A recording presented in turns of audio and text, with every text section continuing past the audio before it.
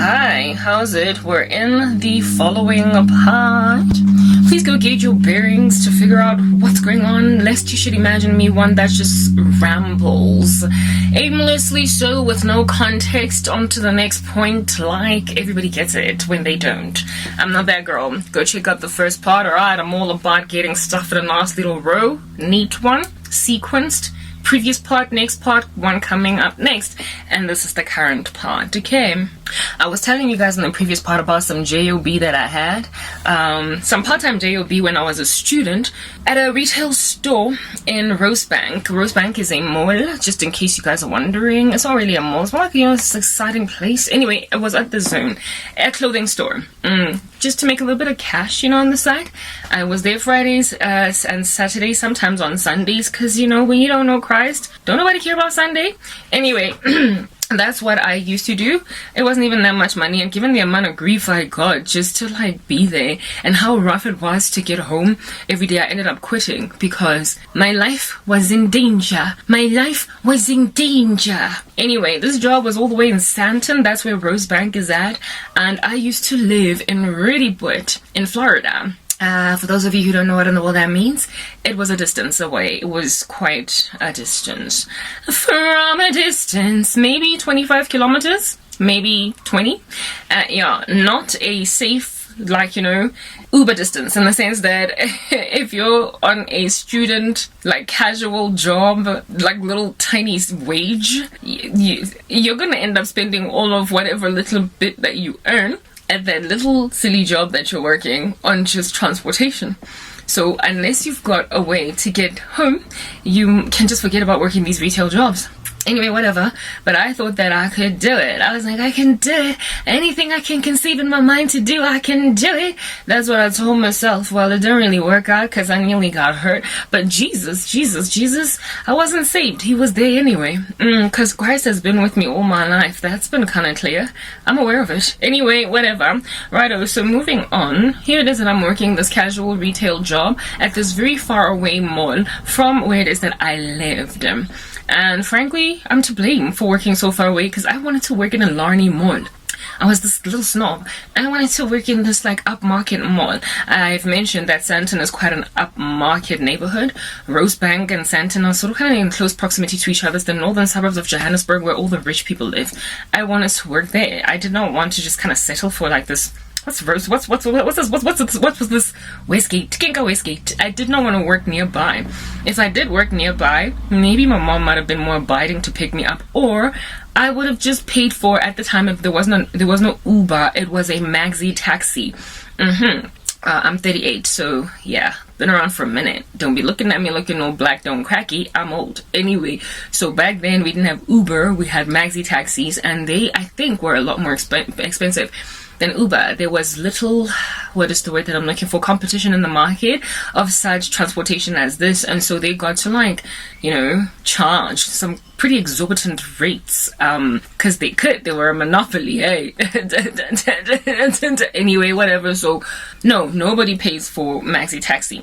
The only that does, on a student casual retail job wage, the only people that were able to get home properly were those who would pay some driver dude, Wako Soweto, to fetch all of them together in a clump, and they paid him a fee a month, and they divided it between themselves, and they were good to go. But I didn't live in Soweto, I lived in Reprobate. You know what I mean? Yeah, I did not have enough people working in Rosebank that were from the Wedo. Do you understand?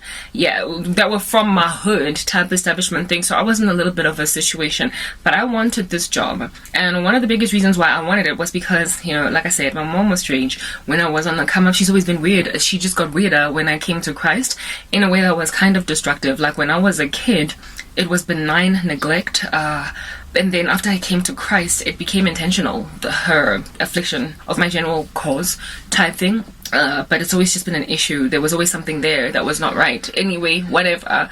Righto. So because of that, I struggled with enough money as a student to do what I needed to do on campus. Basic things like getting printed copies of textbooks from the library that I couldn't take home, or just read like just things I needed for school, sometimes transportation. Also, sometimes I needed to be in school for longer than normal.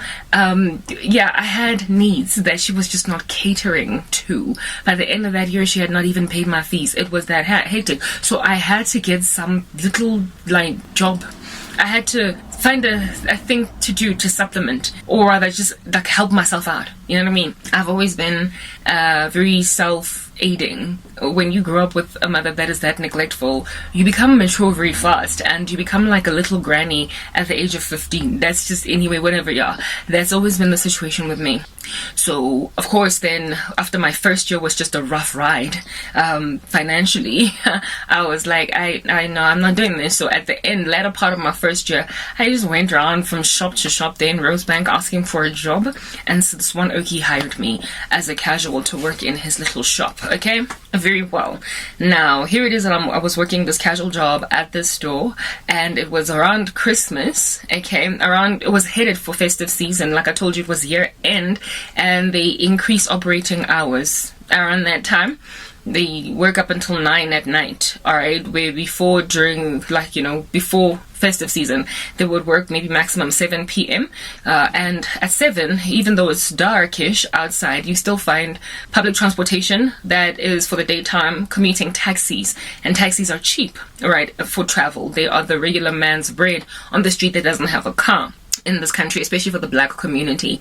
I could not take taxis after a certain time, maybe like 7:30. In fact, likely at like 7 on the dot, taxis are like, we're going, we're packing up, we're not doing this. All right, so you have to use things like Uber, you have to use Maxi Taxi, you have got to use a very expensive tariffing by the kilometer service to get yourself to where you need to get.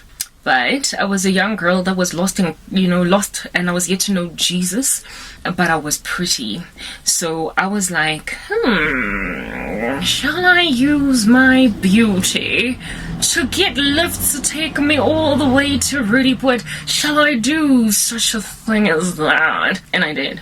Like, when irresponsible ecosystems cause a young girl to use their body, their face, just to get ahead or just to get something done, then you know that a society has failed its children. Anyway, whatever. So I was a pretty little thing, and so for those reasons, I imagine that why would a pretty little thing have to struggle with Maxi Taxi when a pretty little thing can get driven home by some random fool who is happy to drive the pretty little thing home for free. Anyway, so that was my mindset. It was taxing emotionally on me because I had to humor. So just to tell you my Shellington personality, Shellington is the very, like, sort of kind of bizarre. Sometimes it's barbaric, a lot of times it's hilarious, largely it's irritating thing that black men especially do when they pursue black women.